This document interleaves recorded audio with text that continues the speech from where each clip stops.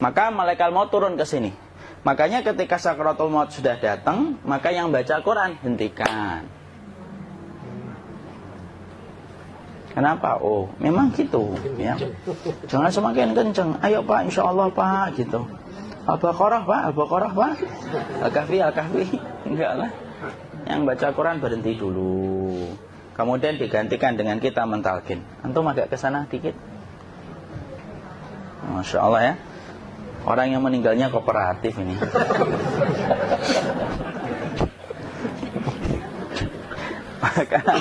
maka agak ke sini ya. Maka disunahkan kita untuk mentalkinnya. Nanti ketika mentalkin jangan terlalu sering, jangan terlalu membebani. Jangan terlalu sering itu la ilaha illallah, la ilaha illallah. Tidak gitulah. Berat nanti dia ngerasakan. Di situ Imam Qurtubi juga menyampaikan, jangan terlalu sering karena itu memberatkan dadanya. Jadi ketika mentalkin, saya sampaikan, boleh diganti atau enggak Ustadz? Enggaklah, talkin itu ibadah. Ibadah itu tauqifiyah. Tauqifiyah itu enggak usah diganti. Karena Rasulullah mengatakan, lakinu ala mautakum la ilaha illallah. Talkin orang yang meninggal di antara kalian dengan la ilaha illallah. Enggak usah diganti Allah Ustadz yang lebih singkat, lebih pendek. Enggak usah. Subhanallah Ustadz, enggak usah. Kenapa? Karena talqin sudah ditetapkan ucapannya oleh Nabi, begitulah kita mencontohnya. Jadi tidak usah diganti. Cara mentalqin, jadi kalau keadaan sudah tenang, tolong kalau sudah sakaratul maut jangan ditinggalkan. Karena sesungguhnya pertempuran setan itu pada detik-detik kematian semacam ini. Dan betul-betul berusaha untuk menjadikan dia murtad. Nanti makanya di situ di buku nanti dibahas kan, pertempuran setan itu sampai detik-detik orang mau mati itu sudah ayo kufur, murtad aja tuh, kamu sakit kan? Nah, itu kayak gitu. Makanya jangan ditinggal. Capek gitu kok nggak meninggal-meninggal gitu ya. Udah gantian Mas. Dan jangan kemudian meninggalkannya. Mangkat dulu gitu. Tidaklah, janganlah. Terus ditampingi terus. Kalau bisa ya sudahlah, berikan waktunya kita untuk sementara waktu itu betul-betul berkhidmah kepada orang yang kita cintai terakhir kalinya. Cara kita kemudian mentalkin adalah, yaitu adalah di sebelah kanannya la ilaha illallah. Biarkan dia mencerna dulu, tidak usah buru-buru kemudian kita langsung nimpali lagi. Dia mencerna dulu sembari kita doakan, peluk, ya Allah dimudahkan gitu. Kalau ada orang yang bisa ngucapin la ilaha illallah, itu siapa yang memberikan itu Ustaz? Yang memberikan kekuatan Allah Pak. Karena ngomong aduh aja sudah tidak mampu. Makanya Allah berfirman dalam surat Ibrahim, yusabbitullahu alladhina amanu bil qawli tsabit fil hayatid dunya wa fil akhirah. Allah teguhkan perkataan orang yang beriman dalam kehidupan dunia dan akhirat. Dunia itu ya ketika menjelang kematiannya. Makanya dia bisa ngomong la ilaha illallah. Sebenarnya ngomong aduh aja udah gak mampu. Kalau bisa ngomong, dia mesti ngomong aduhnya dulu. Tapi Allah yang menggerakkan. Ngomong la ilaha illallah. Makanya mangkana akhiru kalamihi la ilaha illallah dakhalal jannah. Barang siapa akhir kalamnya itu adalah la ilaha illallah, pasti masuk surga. Makanya kita lagi la ilaha illallah. Dah. Cara dulu. Enggak usah minta diburu-buru ya. Enggak usah gini. Ayo la ilaha illallah. Ayo.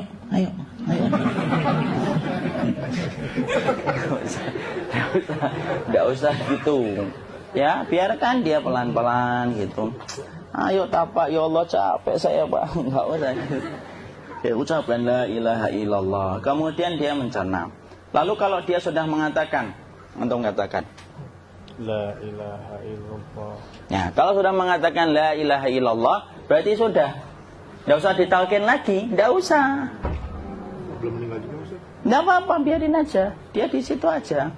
Kecuali dia ngomong lagi dan gak usah diajak ngomong alhamdulillah ya Pak, ya Allah gitu. Terus dia jawab alhamdulillah. Itu berarti ucapan terakhirnya alhamdulillah. Atau ketika habis ditalkin la ilaha illallah, dia melihat air. Nah, itu berarti ucapan terakhirnya air. Talkin lagi. Nggak usah marah. Aduh Pak minta air. Kuncinya. Mau minta air nanti aja dikubur gitu loh. Jangan gitu. Biarin aja. Jangan kemudian setelah la ilaha illallah La ilaha illallah. Terus, ayo tutup, awas ya ngomong lagi ya. Nggak usah gitu juga. Maka kemudian setelah la ilaha illallah sudah, nggak usah diajak ngomong gitu. Terus kemudian nggak usah ada anaknya perempuan, ya Allah Pak, sudah bisa ngomong la ilaha illallah, usah gitu. Cukup dalam hati alhamdulillah gitu. Diam kita dengerin gitu. Disitulah nanti biasanya detik-detik dia terakhir. Dia nanti ngeliat di sini Pak, prosesnya itu nanti kaki langsung sebagian jempol dingin dia. Kaki, telapak kakinya langsung kalau kita geningkan dingin kayak kaki yang kena AC langsung. Kemudian dia langsung ningkup gini, dikit dia, mulai kaku dia.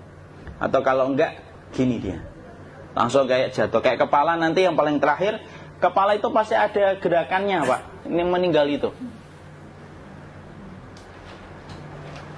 pasti gitu. Pasti gitu. Karena apa? Sudah tidak ada beban ruh yang menahannya. Ya, cabut ya, set pelan, maka kemudian malaikat itu. Tapi tetap sakit lah, walaupun dikatakan ringan, tetap sakit. Maka kemudian sakit gitu, ngelewatin sini, jantung kemudian sudah tidak berfungsi. Kemudian ginjal Pak, ngelewatin ginjal tidak berfungsi.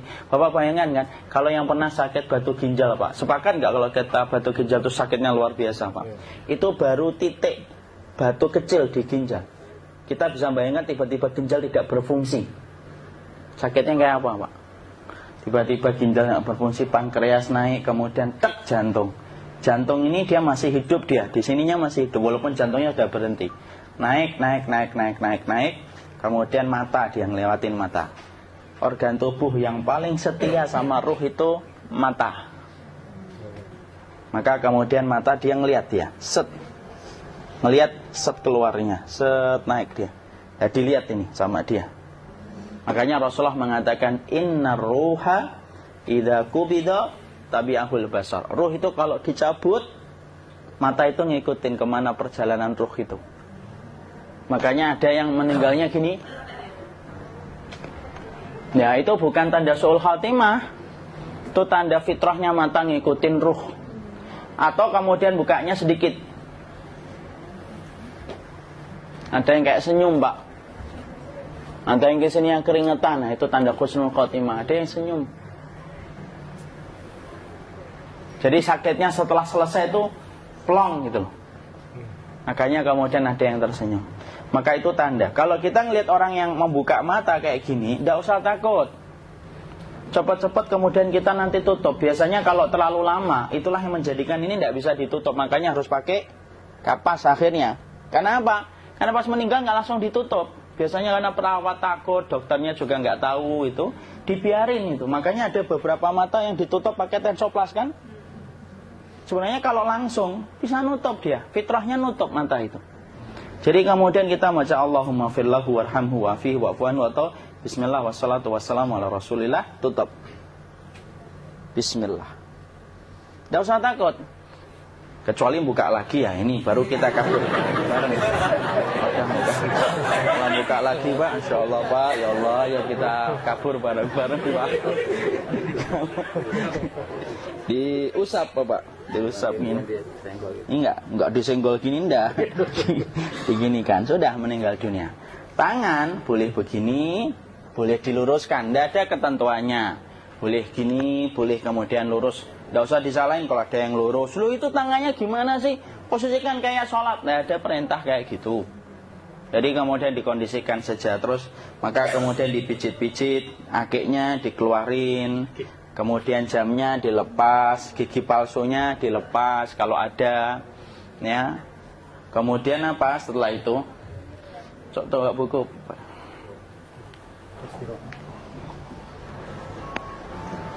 Kemudian kalau bisa awal-awal kemudian taruh buku atau sesuatu yang agak berat di perutnya ketika baru meninggal dunia.